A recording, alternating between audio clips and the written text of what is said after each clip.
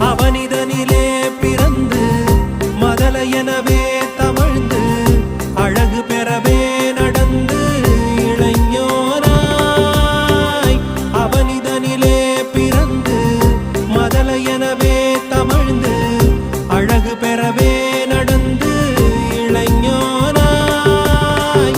அருமழலையே மிகுந்து குதலை மொழியே புகன்று அதிவிதமதாய் வளர்ந்து பதினாராய் அருமழலையே மிகுந்து குதலை மொழியே புகன்று அதிவிதமதாய் வளர்ந்து பதினாராய் சிவக